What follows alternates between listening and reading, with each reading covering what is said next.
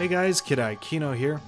Picking up after Gamera vs. Gyaos, we're looking at the rest of 1967 this time, covering the peak of the Kaiju boom.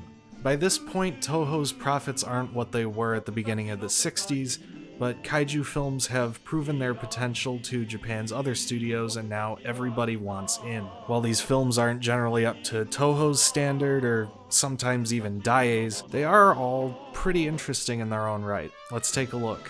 First up, we have Shochiku's take on the phenomenon, the X from outer space. The first time I saw this one, I honestly didn't pay a whole lot of attention to it. It was one of several films I had bought at around the same time, and it didn't really stand out to me. The second time, though, I was in the Pickwick Theater at G-Fest with a crowd of other fans and little to distract me from this thing playing out on the giant screen in front of me, and it honestly felt like kind of a fever dream. A lot of time is spent on astronaut and scientist characters who still come off as pretty shallow, despite the film's extensive, or some might say exhaustive, attempts to develop and humanize them. It was made even stranger by the English dub. It was shown with the international dub commissioned by Shochiku, believed to have been recorded by Pedro Production in Tokyo, the same firm responsible for the international or so-called Sandy Frank dub of Gamera vs. Giron. The quality and voice acting are pretty similar to that one. If you've seen that, you know what you're in for. Once the monster Gilala appears, though, that's when it really goes off the rails. The design itself would fit right in alongside Toho creations from the 70s like Gigan and Megalon, but in 1967, it's kind of inexplicable. Its behavior is as wild as its appearance. Kaiju have always been destructive, sure, but Gilala is startlingly deliberate and aggressive in the way it rampages through Tokyo. It's a stretch to call this a good film, but I can't not recommend it. I rewatched it subtitled, but I'd honestly recommend watching it with the Pedro dub, available on the old Eclipse DVD and, believe it or not, on the Japanese Blu-ray. It really just heightens the experience so much. Next up, there's Nikatsu's contribution and the subject of my last video, Gappa the Triphibian Monster. This one is kind of interesting as a Japanese production that cribs pretty liberally from Gorgo, itself a Western take on the Japanese style of monster films, but it's still quite clearly just riding the wave. It's sort of interesting.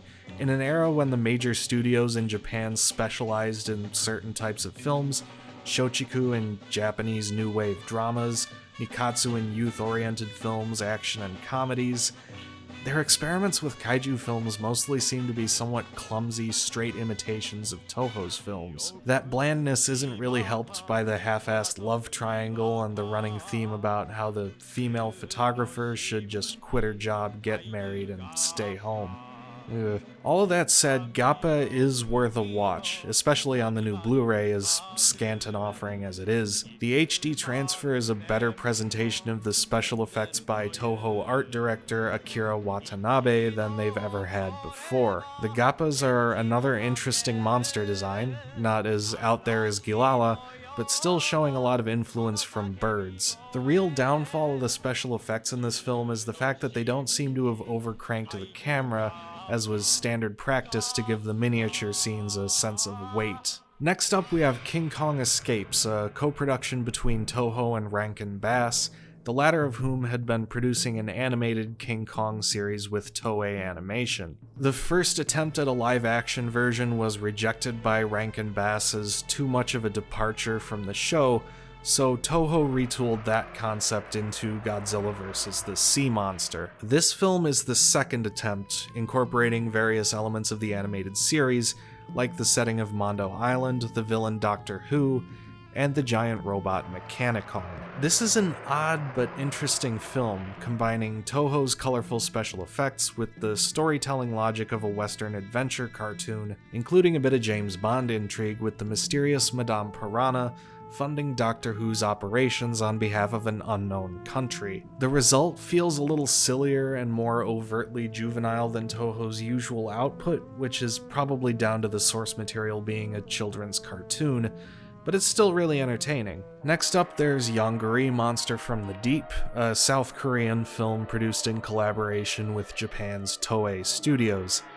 This is a film that offers some interesting insights into and reflections of the culture and consciousness of the Republic of Korea in the mid-60s, and it's a serviceable enough kaiju film, but each time I rewatch it, I kinda have to conclude that its notability is more down to its background than the quality of the film itself. It's fine, but the only thing that's really that special about it is how unusual the genre, the sheer scale, and the international reach of the production were for its time and place. There's plenty of interesting stuff going on beneath the surface, but it's not the original Godzilla. It's just one of the only Korean kaiju films of its time, and the only one we have access to. Space Monster Wangmagwi, released the same year, hasn't been seen since its release, except at a handful of Korean film festivals. Yongari is worth checking out, but it stands out mostly for being practically the only film of its kind, not the best of many. Finally, we wrap up this episode with Son of Godzilla. This one's never been a favorite of mine, and even now I still think it's sort of a lesser follow-up to Godzilla vs. the Sea Monster, but I did appreciate it more this time around. I think what makes it less compelling to me is the way the story sort of backs off of what made the previous film feel so fresh. Sea Monster had a very rebellious quality to it, with some young castaways taking down some nefarious warmongers. Son of Godzilla is another scaled-back but colorful island adventure, but its characters are scientists and reporters. It feels like Jun Fukuda directing a script developed for Ishiro Honda. It's good fun, but it doesn't have the same spark. That said, there is a lot to like about this film. Akira Kubo is charismatic as always. I think this is my favorite of Masaru Sato's scores for the Godzilla series, and there's a lot of complex and impressive puppeteering going on with the giant insect monsters that serve as the antagonists this time around. I've seen some people recently kind of coming around to the Godzilla suit design in this film. I can't say I'm one of them, but it doesn't really ruin anything for me. The monster scenes are honestly a step up from Sea Monsters, even if the story surrounding them isn't quite as exciting.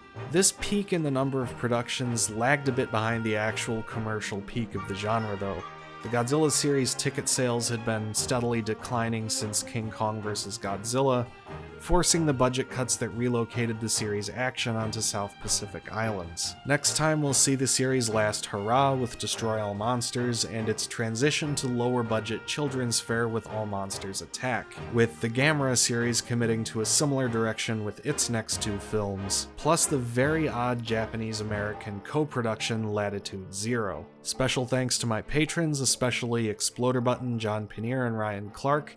You can join them in supporting my stuff at the Patreon link below. Thanks for watching, and I'll see you next time.